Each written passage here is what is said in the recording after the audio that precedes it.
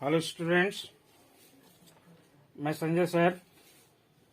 आज क्लास 9 के फिजिक्स में मैं आपको वर्क एंड एनर्जी शुरू से बता रहा हूँ, ठीक है ना। तो वर्क एंड एनर्जी में सबसे पहला पॉइंट है वर्क। तो what is the work? Work क्या है? पिछले प्रीवियस क्लास में हमने वर्क के विषय में पढ़ा होगा, फोर्स के विषय में पढ़ा होगा, और प्रीवियस चैप्टर में भी हमने फोर्स और मोशन के भी विषय में बात की है ना। तो without force we cannot do the work. बिना फोर्स के हम कोई काम कर नहीं सकते। यानी it is the most important that when we work is done, the force is most important part of the work, because work is done when a force produce the motion of the body. ठीक है। तो force makes the body moves, then work is said to be done. जब force जो है body पर apply करते हैं तो वो मूव करता है। जब वो मूव करता है तो हम कहते हैं वर्क इज डन, काम हो गया। ठीक है। For doing work energy is required. Without energy we cannot apply the force. बिना एनर्जी के तो हम फोर्स अप्लाई नहीं कर सकते, क्योंकि फोर्स के लिए हमें एनर्जी की जरूरत है। The human being and animals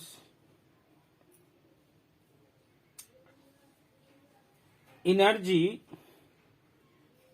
take by food which they eat.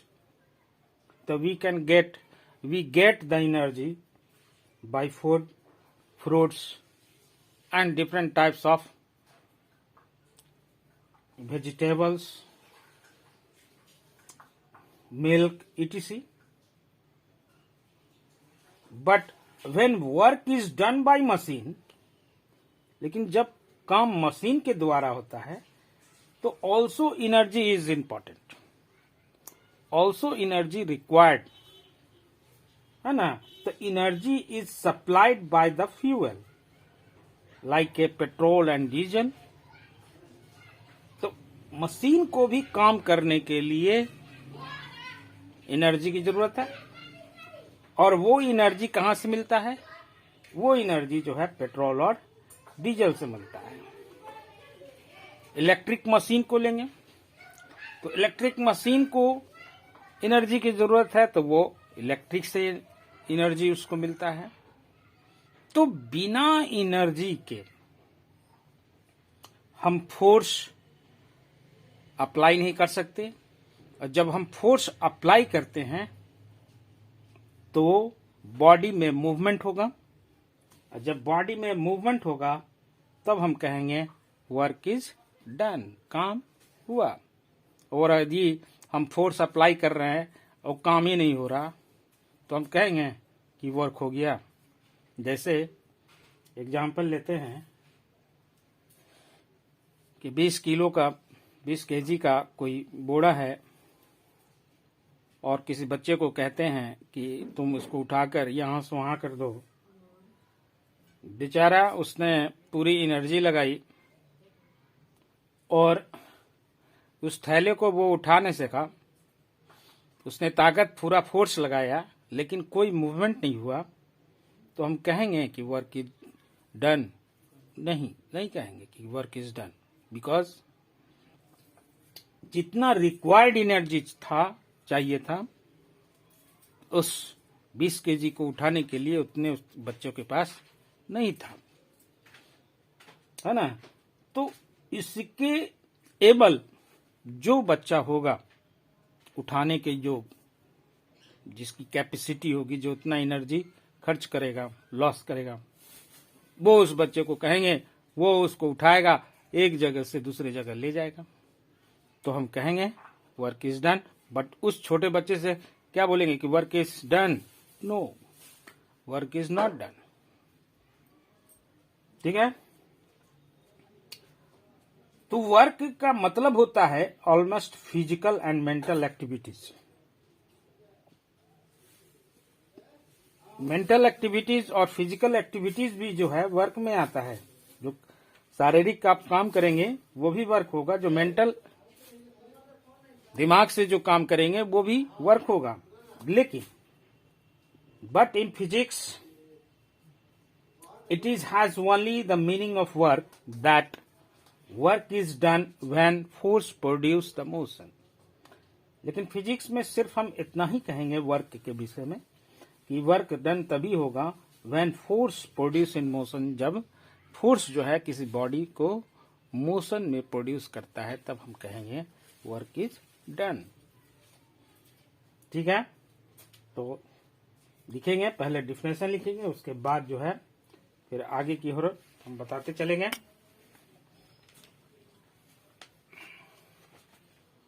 तो वर्क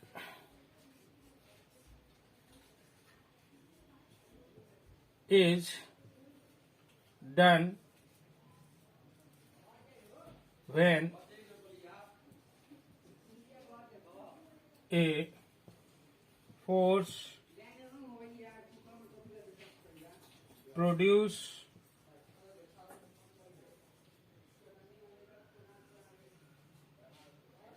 मोशन। ठीक है, ये है। also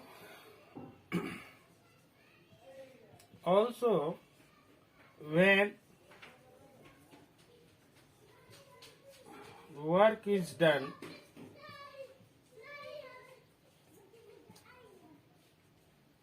and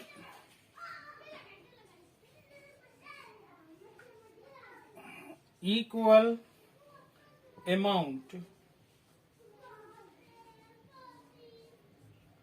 of energy is used up। When work is done and equal amount of energy, माने उसके बराबर जो है एनर्जी अगर यूज होता है तभी वो वर्क डन होगा। ठीक है, example,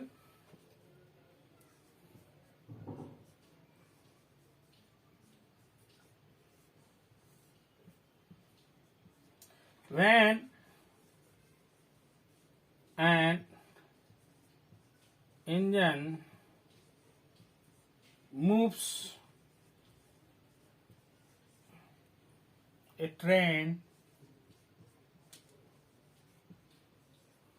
along a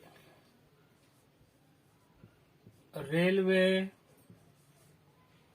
line, it is said to be doing work।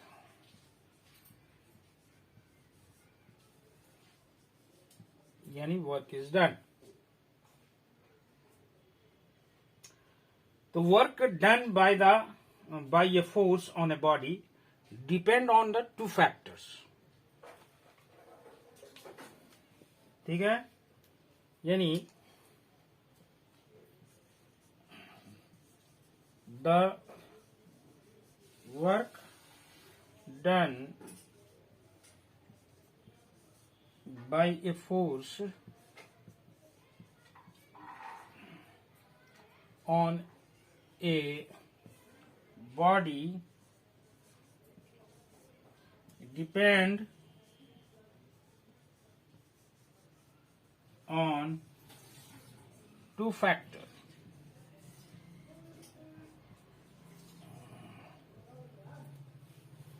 है ना, टू फैक्टर है। पहला है क्या, मैग्नीट्यूड ऑफ द फोर्स, पहला है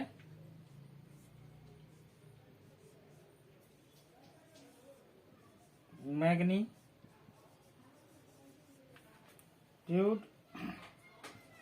of the force,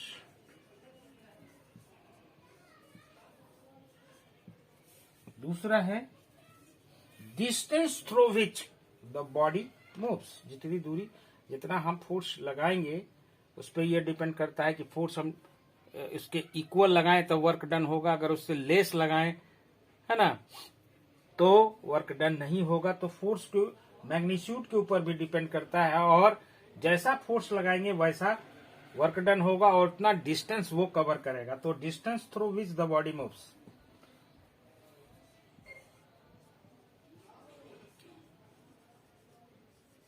distance through which the body moves, ठीक है। therefore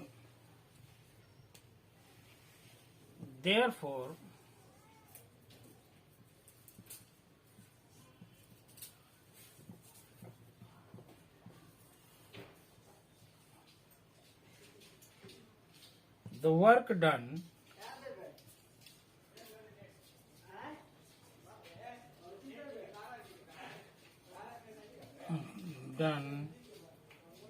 in moving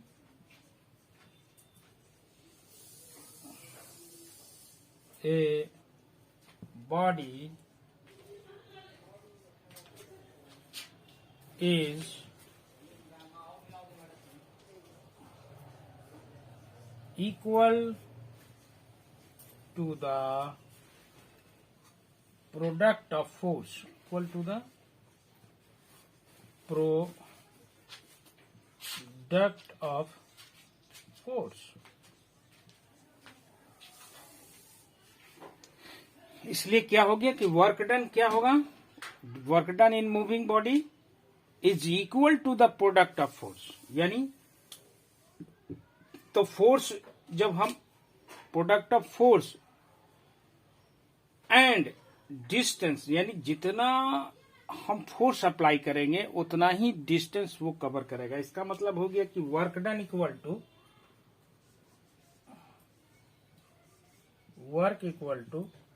force into distance, ठीक है ना। यानी W equal to F into S।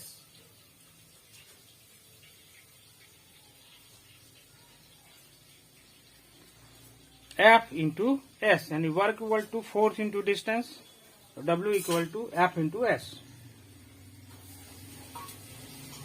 ठीक है। अब चूंकि क्या है कि when body is moved on the ground by applying force, then the work is done against the frictional force.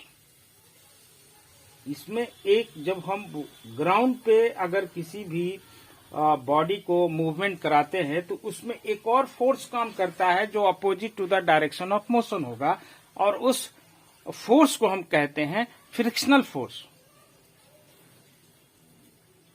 तो then the work is done against the gravity, since the work done in moving body is equal to the product of force and the distance through which the body moves.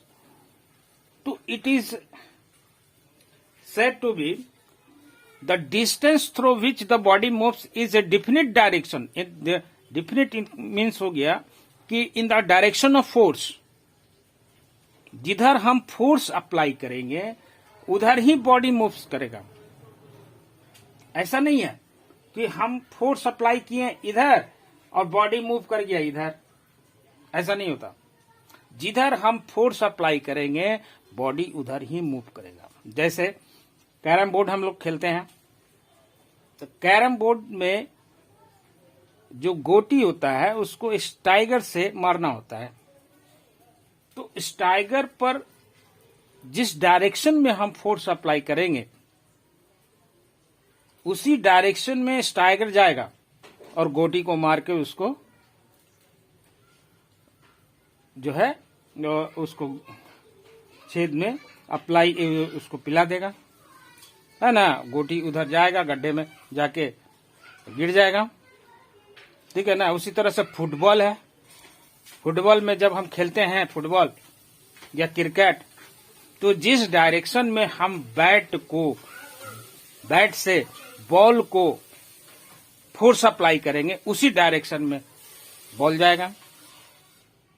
तो यहां पे देखना ये है कि direction of force में body move कर रहा, तो आपको ये जानना जरूरी है कि जब डिस्टेंस जो बॉडी कवर करता है उसमें डायरेक्शन उसका डिफिनिट है, तो डायरेक्शन जब डिफिनिट है किस दिशा में, जिस दिशा में फोर्स अप्लाई हो रहा है, तो ऐसी स्थिति में वहां पे जो डिस्टेंस होगा वो इक्वल टू द डिस्प्लेसमेंट के बराबर होगा।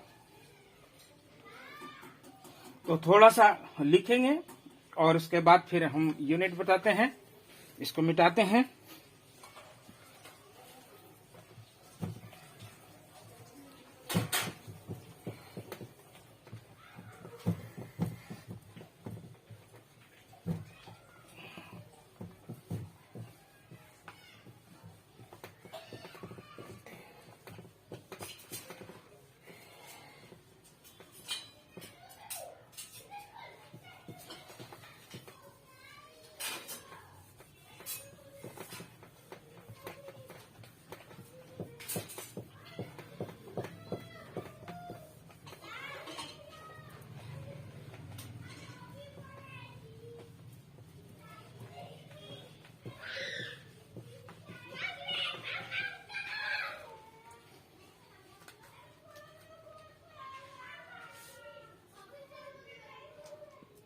Since the work done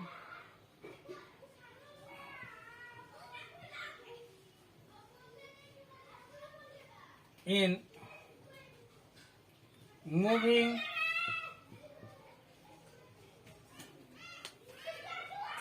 a body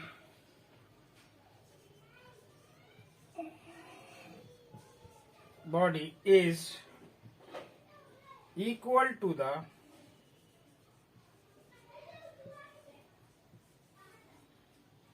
product of force and the displacement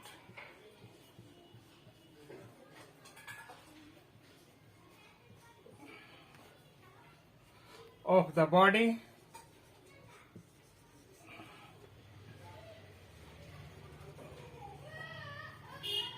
in the direction of force.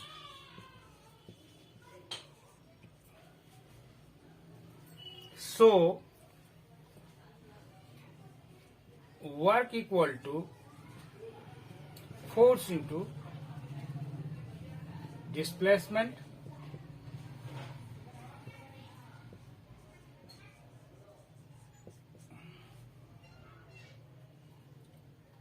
तो W equal to F into S, तो W for work, F for force and S for displacement.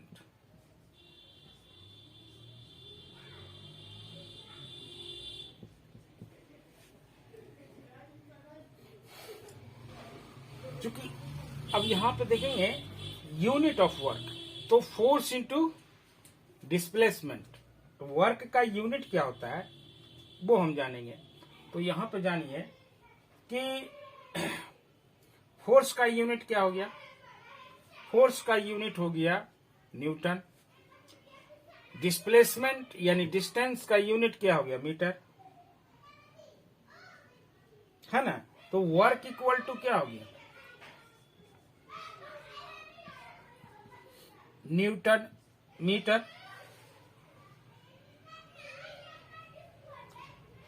तो Newton metre का मतलब हो गया कि when a force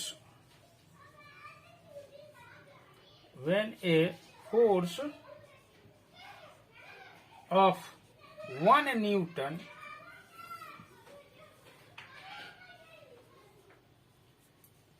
moves a body, Newton moves a body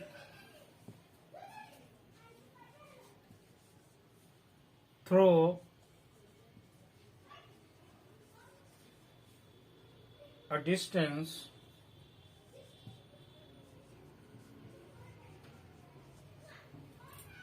of 1 meter in its own direction, यानी direction of force,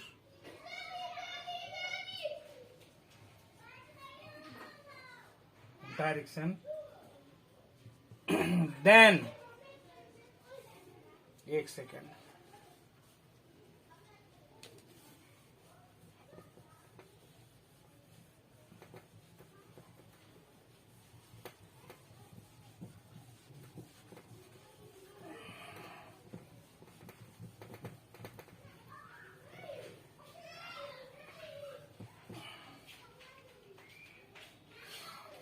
then the work done is known as 1 joule.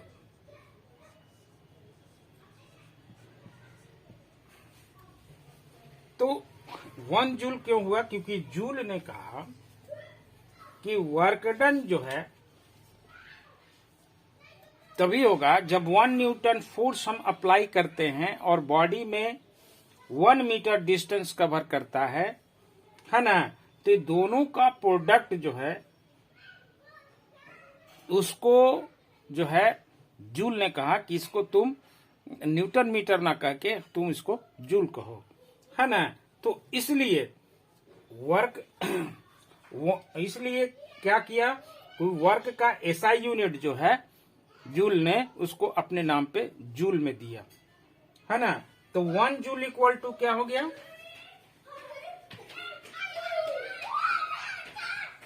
1 joule equal to 1 Newton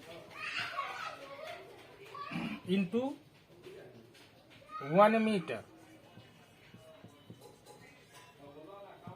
यानी 1 joule equal to 1 newton metre. ठीक है। तो SI unit of joule, sorry, SI unit of work is joule.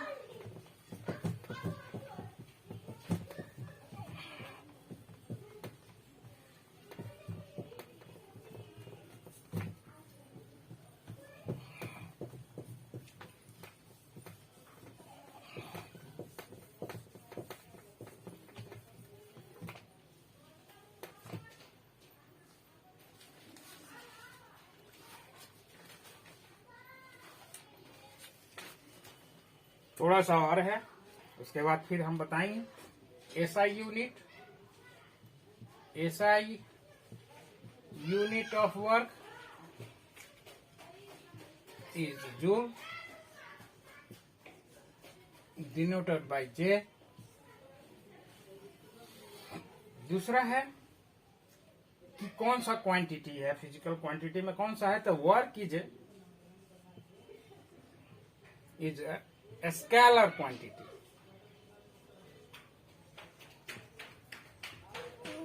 क्योंकि इसमें direction definite नहीं है। कभी जिस डायरेक्शन में फोर्स अप्लाई होगा उस डायरेक्शन में बॉडी मूवमेंट करेगा, तो उस जो है बॉडी मूवमेंट करेगा तो हम कहेंगे कि वर्क डन हुआ।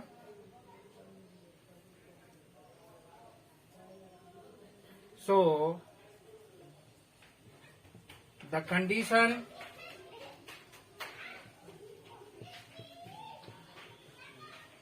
for a force